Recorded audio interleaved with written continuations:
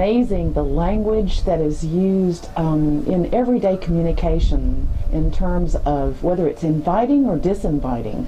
And what I'm noticing is that many times students are not taught the skills in how to communicate effectively. As a matter of fact, sometimes teachers are not taught the skills in how to communicate effectively. So what is the answer to communication, and where does genuine communication come from? Yeah, regarding the language, that how we present it is, Swami has given us a beautiful ways. The first thing is the awareness in us brings the language. When we are speaking, when you are listening, if we have more attentive, we are able to grasp and use the appropriate words. So what happens in the classroom is, it's very difficult to manage for the teacher, is because the awareness is very low. If the awareness is high, they will be able to listen to the teacher very nicely. So bringing the awareness, we form a game. The game is called participate. So the kids, all the kids are participating in listening or in whatever they are doing. So if one of the kid is not participating, then the other kid points out saying, "Caught you, you need to participate." So what happens if there is a lot of talk going on in the classroom, immediately it just settles down. Like a wave just comes and settles down. It just settles down among the kids itself, because the other one says, "Caught you." And then the teacher just waits for a few minutes, and then it just settles down. So the teacher doesn't have to say, shout her out and abusive language and all that. She don't have to use, because it's very easy to maintain that way. So this is what we do as a participation game.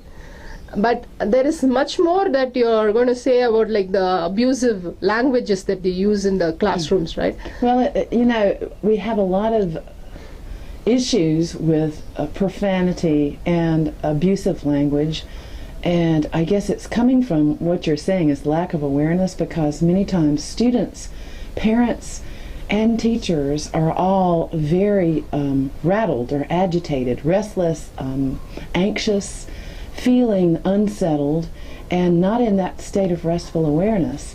So when they're not in that state, then their status starts to change a little bit, and they get very aggressive or hostile. So there ends up being a power struggle or a conflict between the teacher and the student, which disintegrates the whole learning process. Then the teacher brings in the parent, and they have a conference about the fact that the student is not being appropriate, when really the whole situation is not appropriate, because the teaching and the learning framework or mental framework is not producing the type of results that it needs to produce. So what is the source of profanity? We do one more thing also. We talk about, we show them the video of Dr. Emoto, where he shows how the crystals are formed. Because we say one positive word, how our body crystals are formed, and how we say a negative word, how our body crystals are formed. So what we do is, we do a small experiment. We ask them to take mustard seed and do as an experiment planting in small cups.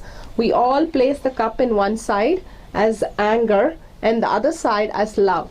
So we go to this anger, and whenever the kids get upset, we ask them to shout at the plants, thinking their names are going to be written on each one. So each cup will have their name, and the kids shout at them. And then whenever they are feeling like hugging and overflowing love, they'll go overflow into this side of love. So by doing that, in a week's time, they're able to see the mustard seeds are growing, but it's growing as a stunted, or the leaves are bent, or the whole plant is bent, and all kind of things, where the love is like tall and beautiful. Even the leaves form in the shape of heart. We have recorded this many times, and we do this as an experiment for the teachers also. Whenever they are upset, they can have a cup. Technically, it's as simple as that. And so the whole thing, the kids understand what's going on with just the words.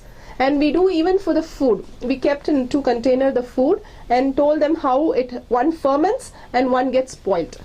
So the words have so much power on food, on the surrounding leaves and trees and stones and everything. So they say, oh my God, it's going to hurt me more than anybody. The minute they utter a word, it's going to reflect their inner space. So once they understand this, seeing the live picture of what's happening to the plant, they just withdraw and say, okay, I'm angry, but I'm going to write compassionate note with you, then they go like, I love you, I hug you. No, they want to use only their anger, but they have to use positive words. So it becomes like praising the other kid with all their expression. It's so fun to see all these ideas coming up from the kids when they say, I love you. So it's really amazing to see how, in your situation, the students are taking that resource that they have within, which is stemming from pure consciousness, and they are working from a foundation that's very solid and has all the integrity and all the respect and all of the truth that is embodied in that state of awareness. Unfortunately, the state of conflict, or the state of conflicted life, is the status quo in the situation where most Western teachers and principals and students and parents are functioning.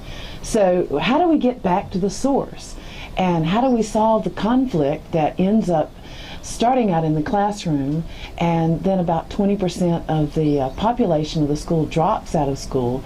Many of them end up in prison, and we spend $30,000 to $40,000 a year per person to support an individual in prison who's led a conflicted life within the school system.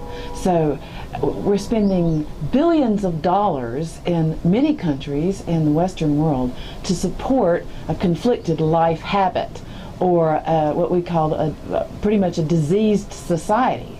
So what is the answer? What is the solution to this problem? See, basically what happens, it starts with saying a bad word, or starts with telling the mom something bad, or the teacher. But what happens, the reaction to that is the mom really shouts back, and they'll understand, okay, if somebody says a bad word, you shout back, you become violent. So the teacher again shuts down, says, don't talk this, you'll be out of the school. So they put them into a shell where they don't know what to do, or they shout and suppress the whole thing. So these are the things. So what happens to the kid is, they start manipulating the whole situation. They start lying. They think lying is so nice that we can get out of the whole problem. So once they start lying, it becomes very difficult for them to get out, because it's a fear. It's a fear about, if we express what we have inside, we are going to be in trouble. So we will do new thing. We will not shout or abuse. We will go for manipulation of lying. So I can do anything and get away with lying. 2 times they do. Then they understand, oh my God, if I don't belong here and if this is my strength, I'll start acting very nice and acting very cool. That way nobody will catch me, but they land up in bigger problems, land up in bigger mess, and then they're going to jail and other places. But the whole thing is, if they understand who is at the problem, their own inner space. If they manipulate, it's their inner space they are manipulating, not other person. This is the key. Again and again, it's the inner space which they are manipulating. They're lying to the sincerity of themselves. Being sincerity to yourself, it's being a freedom. If you're not sincere to yourself in every moment, then you're manipulating your whole life. So each time we do that, we get caught in that manipulation, thinking it is easy and cool. But actually each step is going away from ourselves, and the sincerity breaks. And each time we just say, okay, let go. Why you should pick this? If they find any rubber, we just put it in the bag. I mean, eraser or a pencil, they just put it in the bag, because it's no problem. We just say, anybody ask? I got it from the shop. That's all, as simple as that. But what happens in the small, every time we start building, we become insincere to ourselves. Then breaking that is going to be very difficult. So from the first we teach them, sincerity to your inner space is more important than anybody else out here. So once they understand, they stop all these things. Right from the seed is taken clear. Yeah, you know what the amazing thing about this process is that it's so simple, it's so easy, and it starts from the ground up, so that the individual is in touch with who they are and being truthful with themselves, which builds upon the truth in interacting with others. And to start this in a developmental sense early on in life with children, so that they are stabilized in pure consciousness, stabilized in the truth of who they are. Then they make choices based on an internal locus of control versus an external locus of control. And unfortunately, a prison system is an external locus. The whole concept of crime and punishment is based on individuals externally controlling you. So this is about being in your driver's seat and creating an educational system around that.